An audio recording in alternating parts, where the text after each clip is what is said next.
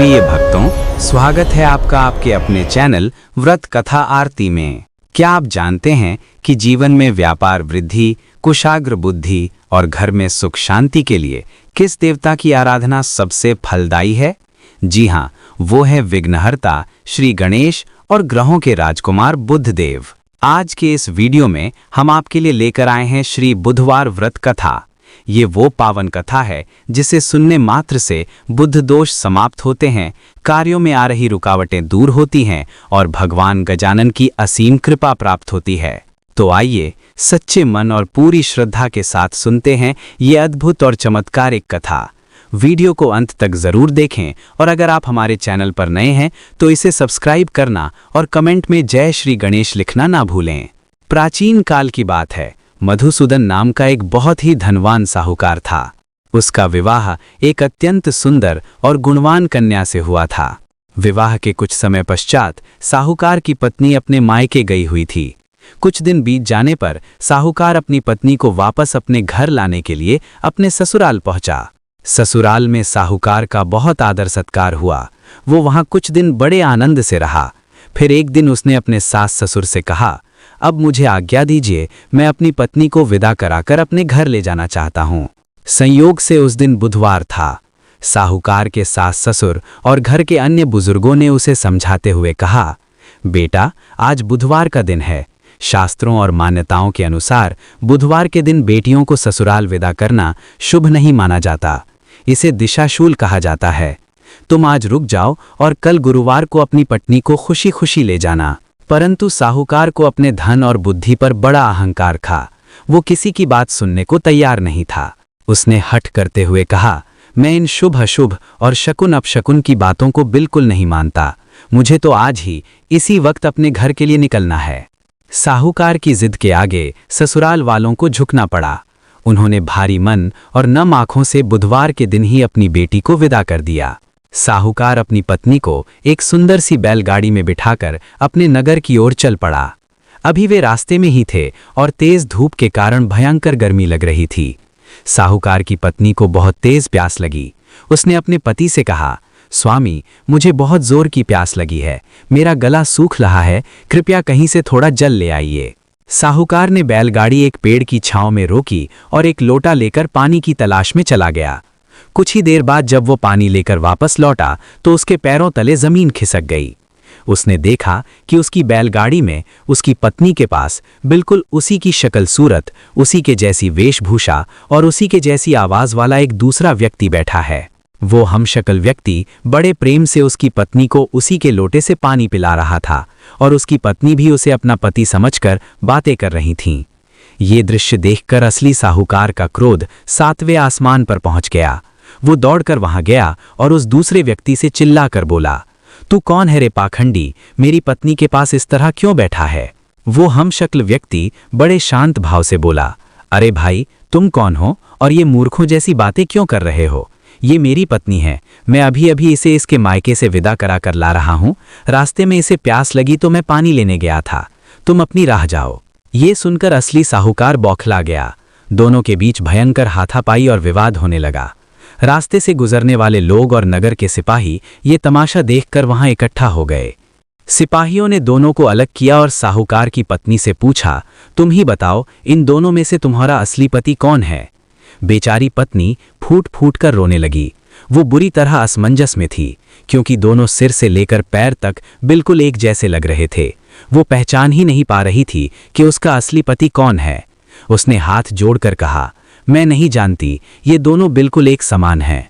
ये देखकर असली साहूकार को बहुत भय लगने लगा। उसे लगा कि सिपाही उसे ही पाखंडी समझकर जेल में न डाल दें। तब उसे अपने सास ससुर की बात याद आई। उसे एहसास हुआ कि उसने बुधवार के दिन यात्रा करके और बड़ों का अपमान करके बहुत बड़ा पाप किया है। साहूकार वहीं जमीन पर गिर पड़ा और दोनों हाथ जोड़कर रोते हुए भगवान से प्रार्थना करने लगा, हे परमेश्वर, हे बुद्धदेव, ये कैसी माया है? मुझसे बहुत बड़ा अपराध हुआ है जो मैंने अपने बड़ों की बात नहीं मानी और अहंकार में अंधा होकर बुधवार के दिन यात्रा की। हे प्रभु, मेरे अपराध को क्षमा करें और इस संकट से मुझे बचाएं। साहूकार के सच्चे मन से पश्चाताप करते ही आकाशवाणी हुई, हे मूर्ख मनुष्य, ये सब तेरे अहंकार और बुधवार के दिन यात्रा करने के कारण हो रहा है।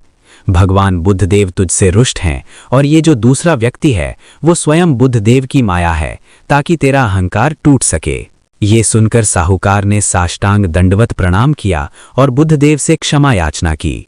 उसने संकल्प लिया, हे प्रभु, आज के बाद मैं कभी बुधवार के दिन यात्रा नहीं करूंगा और जीवन भर हर बुधवार को आपका नियम पूर्वक व्रत और पूजन करूंगा। साहूकार की इस प्रार्थना से बुद्धदेव प्रसन्न हो गए। वो हमशक्ल व्यक्ति उसी क्षण अंतर्ध्यान हो गया। इसके बाद असली साहूकार और उसकी पत्नी ने भगवान बुद्धदेव का धन्यवाद किया और सकुशल अपने घर पहुंच गए।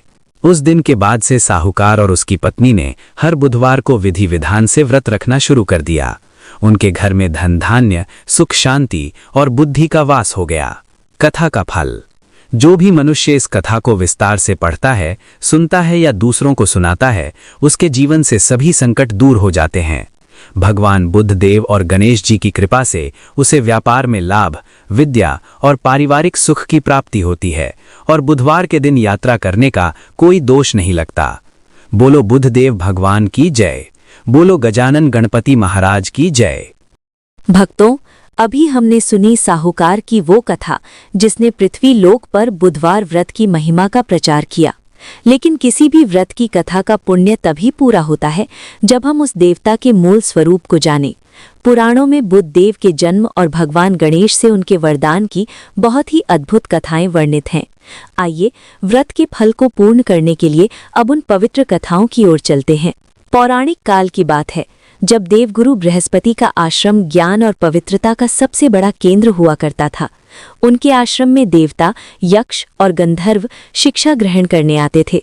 देवगुरु की पत्नी माता तारा न केवल अत्यंत पतिव्रता थी, बल्कि उनका रूप और तेज इतना अलौकिक था कि स्वर्ग की अप्सराएं भी उनके समक्ष मलिन जान पड़ती थीं।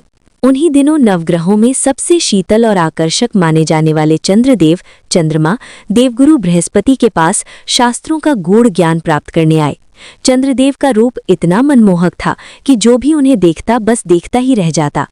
एक संध्या जब देवगुरु आश्रम में नहीं थे, चंद्रदेव की दृष्टि माता तारा पर पड़ी। चंद्रमा के उस मायावी और सम्मोहक रूप को देखकर माता तारा का मन भी एक क्षण के लिए विचलित हो गया। चंद्रदेव उनके लावण्य पर ऐसे मोहित हुए कि उन्होंने धर्म और गुरु शिष्य की मर्यादा को भुला दिया। उन्होंने अपनी मायावी शक्तियों का प्रयोग किया और माता तारा का हरण कर लिया। जब देवगुरु बृहस्पति को इस कृत्य का भान हुआ तो उनकी क्रोधाग्नि से तीनों लोक कांप उठे। उन्होंने अपना दूत भेजकर चंद्रदेव को चेतावनी दी, हे चंद्र, तुमने गुरु पत्नी का हरण कर महापाप किया है। तारा को ससम्मान लौटा दो, अन्यथा भयंकर परिणाम भुगतने होंगे। परंतु चंद्रदेव अपने आकर्षण और शक्ति के अहंकार में इतने अंधे हो चुके थे कि उन्होंने देवगुरु की बात ठुकरा दी। इस हठ ने स्वर्ग में हाहाकार मचा दिया। बात देवताओं के सम्मान की थी, इसलिए देवराज इंद्र, भगवान शिव और सभी देवता देवगुरु बृहस्पति के पक्ष में अपने अस्त्र शस्त्र लेकर खड़े हो गए। दूसरी ओर देवताओं से शत्रुता रखने वाले दैत्य गुरु शुक्राचार्य ने इस अवसर का लाभ उठाया और वे अपनी असुर सेना के साथ चंद्रदेव के समर्थन में आ गए। इस प्रकार एक स्त्री के सम्मान के लिए देवताओं और असुरों के बीच एक प्रलयंकारी महायुद्ध छिड़ गया। पुराणों में इस युद्ध को तारकामय संग्राम कहा गया है। युद्ध इतना भयंकर था कि ब्रह्मांड का संतुलन बिगड़ने लगा। आसमान से उल्का पिंड गिरने लगे और सागर अपनी मर्यादा लांघने लगे। सृष्टि को नष्ट होता देख अंततः परमपिता ब्रह्मा जी को अपने हंस पर सवार होकर स्वयं युद्ध भूमि में प्रकट होना पड़ा। ब्रह्मा जी ने अपने ब्रह्मांडीय तेज से युद्ध को रोका। उन्होंने चंद्रदेव को कठोर शब्दों में फटकार लगाते हुए कहा, हे चंद्र, ये कृत्य तुम्हारे माथे पर एक कलंक है। इसी क्षण तारा को गुरु बृहस्पति को सौंप दो। ब्रह्मा जी के आदेश को टालने का साहस किसी में नहीं था। माता तारा पुनः देवगुरु के आश्रम लौट आईं।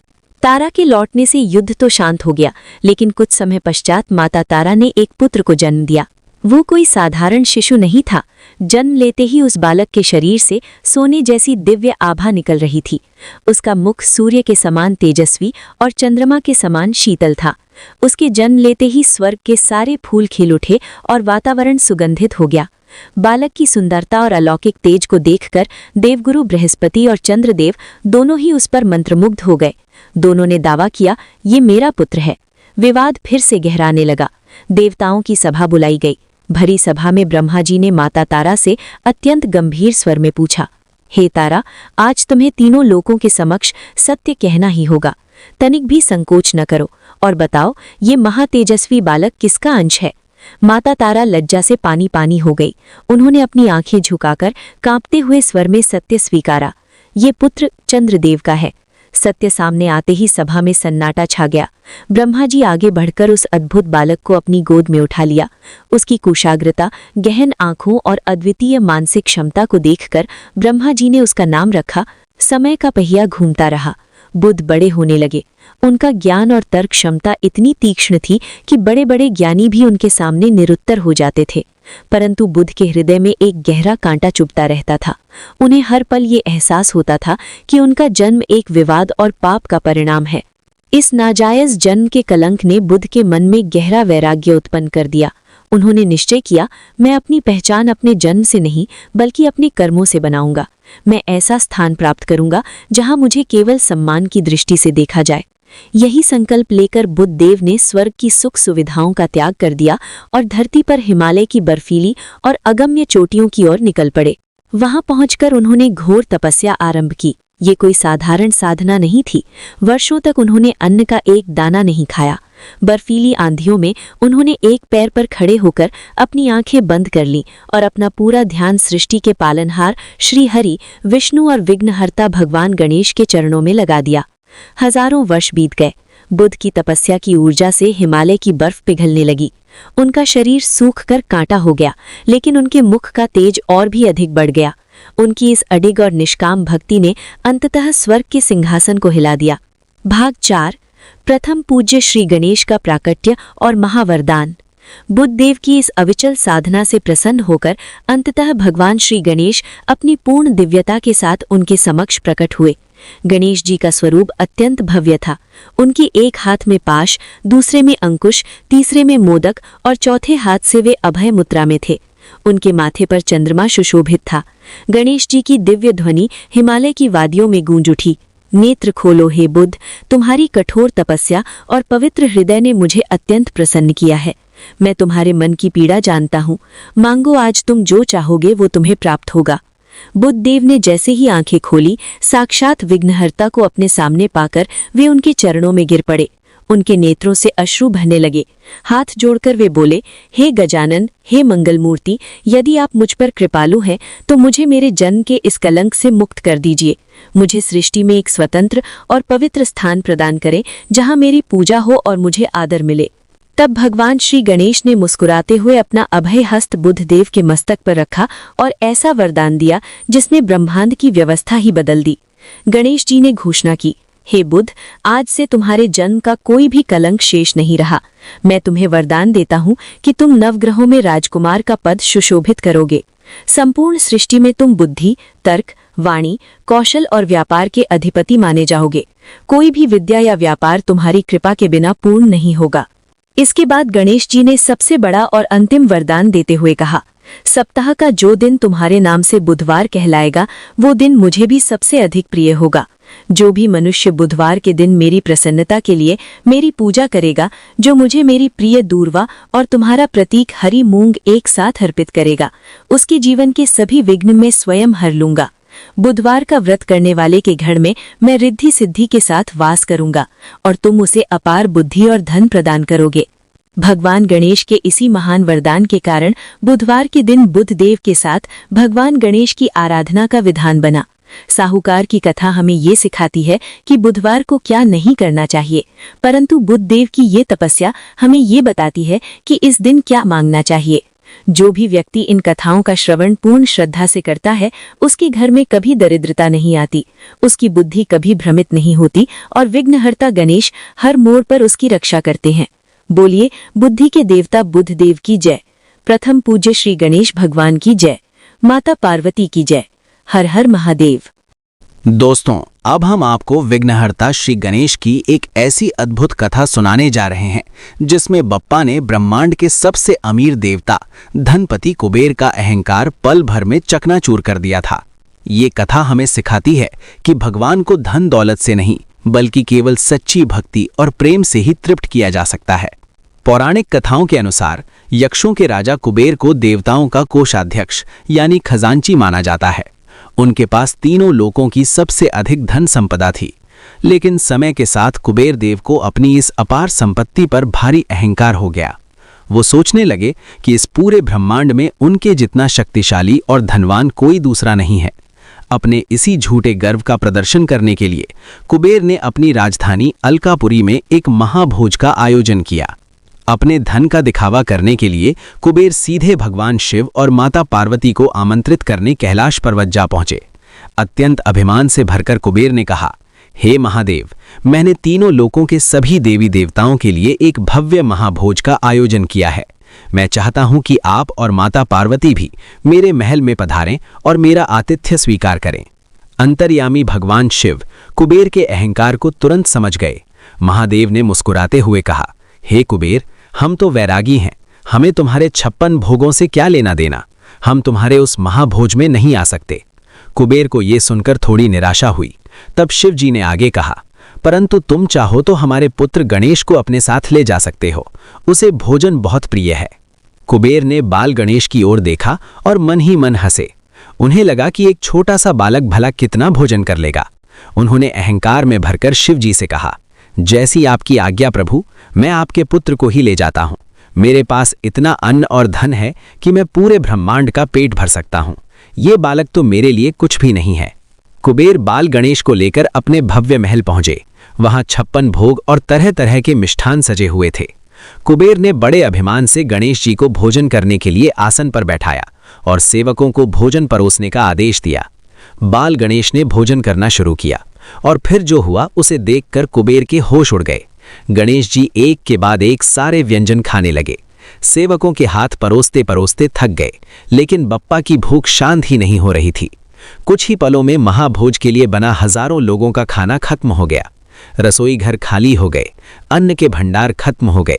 कुबेर के खजाने में रखा सारा धन भी नया भोजन मंगाने में खर्च होने लगा, लेकिन बाल गणेश की मांग रुकी नहीं।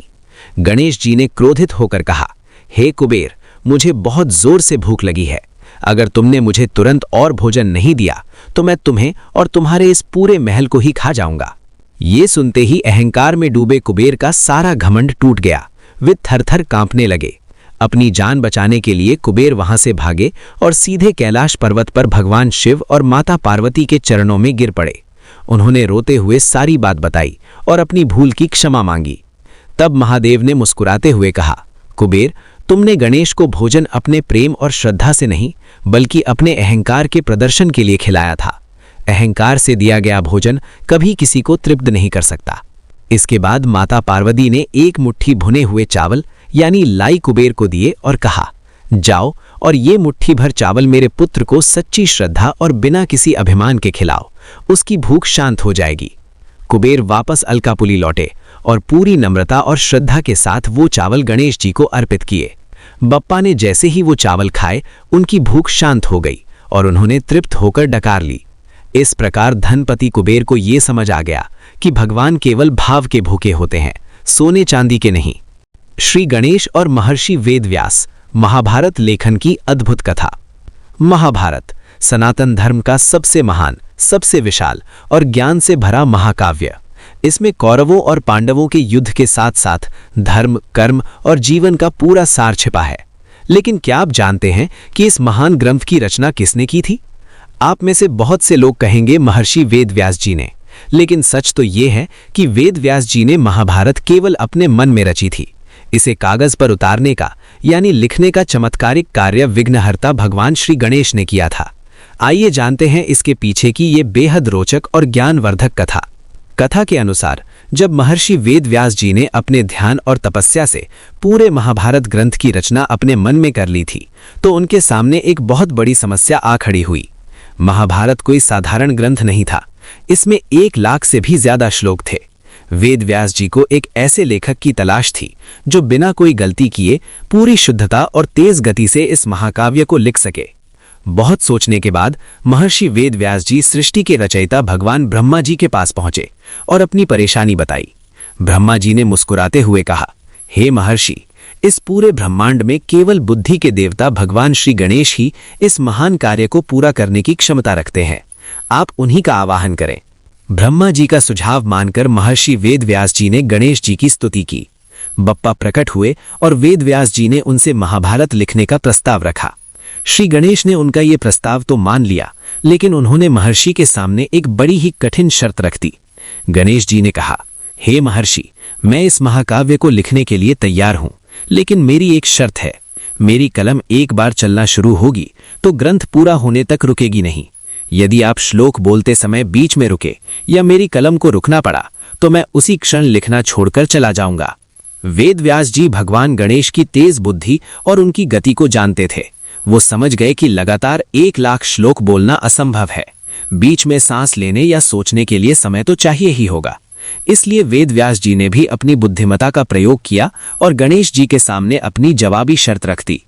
महर्षि ने कहा, हे प्रभु, मुझे आपकी शर्त स्वीकार है, लेकिन मेरी भी एक शर्त है।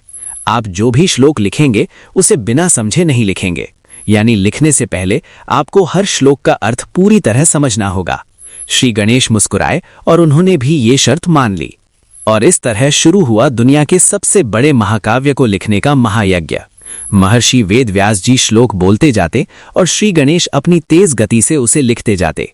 जब भी महर्षि वेदव्यास जी को थकान महसूस होती या उन्हें आगे की कथा सोचने के लिए समय चाहिए होता, तो वो जानबूझकर कुछ बहुत ही कठिन और जटिल श्लोक बोल देते। जब तक श्री गणेश अपनी तीक्ष्ण बुद्धि से उन कठिन श्लोकों का अर्थ समझते, तब तक महर्षि वेदव्यास जी को विश्राम करने और आगे के श्लोक सोचने का समय मिल जाता। ये क्रम दिन रात चलता रहा। लगातार लिखते लिखते अचानक एक अद्भुत घटना घटी। भगवान गणेश जिस कलम यानी मोर पंख या नरकट से लिख रहे थे, वो उनकी तेज गति के कारण टूट गई। शर्त के अनुसार गणेश जी रुक नहीं सकते थे और ना ही वो वेदव्यास जी को रुकने के लिए कह सकते थे। कथा ना रुक जाए और शर्त ना टूट जाए, इसलिए भगवान गणेश ने बिना एक क्षण भी गवाए अपना एक दांत तोड़ लिया। उसी दांत को स्याही में डुबोकर उन्होंने दोबारा महाभारत लिखना शुरू कर दिया। अपने ही दांत को कलम बना लेने के इसी महान त्याग के कारण भगवान गणेश का एक नाम एक दंत भी पड़ा। लगातार 3 वर्षों के कठिन परिश्रम के बाद अंततः महाभारत का लेखन कार्य पूरा हुआ। महर्षि वेदव्यास जी के अपार ज्ञान और भगवान श्री गणेश की असीम बुद्धिमता और समर्पण से ये महान ग्रंथ संसार को प्राप्त हुआ। ये कथा हमें सिखाती है कि चाहे कार्य कितना भी विशाल क्यों ना हो, यदि बुद्धि, धैर्य और समर्पण एक साथ मिल जाएं, तो कुछ भी असंभव नहीं है। दोस्तों, क्या आपको बप्पा की ये अद्भुत लीला पसंद आई? अगर हाँ, तो कमेंट्स में जय श्री गणेश जरूर लिखें। इस वीडियो को लाइक करें और ऐसी ही पौराणिक कथाओं के लिए हमारे चैनल को सब्सक्राइब करें। धन्यवाद। सनातन धर्म में हर दिन किसी न किसी देवता को समर्पित है और बुधवार का दिन है विघ्नहर्ता श्री गणेश और बुद्धि के देवता बुध देव का। अगर आपने भी सच्ची श्रद्धा से बुधवार के व्रत पूरे कर लिए हैं, तो अब समय है इसके उद्यापन का। व्रत का पूरा फल तभी मिलता है जब उसका उद्यापन पूरे विधि विधान से किया जाए। बहुत से लोग सोचते हैं कि उद्यापन बहुत कठिन होता है, लेकिन आज हम आपको बताएंगे बुधवार व्रत के उद्यापन की सबसे सरल और सटीक विधि। सबसे पहले बात करते हैं शुभ समय की। बुधवार व्रत का उद्यापन हमेशा शुक्ल पक्ष के किसी भी बुधवार को करना सबसे शुभ माना जाता है। उद्यापन के लिए आपको कुछ सरल सामग्री चाहिए होगी। एक साफ हरे चौकी का कपड़ा, भगवान गणेश या बुध देव की मूर्ति, हरी दूर्बा, साबुत मूंग की दाल, हरे फल, रोली, अक्षत, धूप, दीप और बप्पा के सबसे प्रिय मोदक या लड्डू। उद्यापन के दिन सुबह जल्दी उठकर स्नान करें और हो सके तो हरे रंग के वस्त्र धारण करें। अपने घर के मंदिर या किसी पवित्र स्थान पर लकड़ी की चौकी पर हरा कपड़ा बिछाएं और भगवान गणेश और बुध देव की स्थापना करें। सबसे पहले ओम गंग गणपतये नमः का जाप करते हुए उन्हें पंचमृत और शुद्ध जल से स्नान कराएं।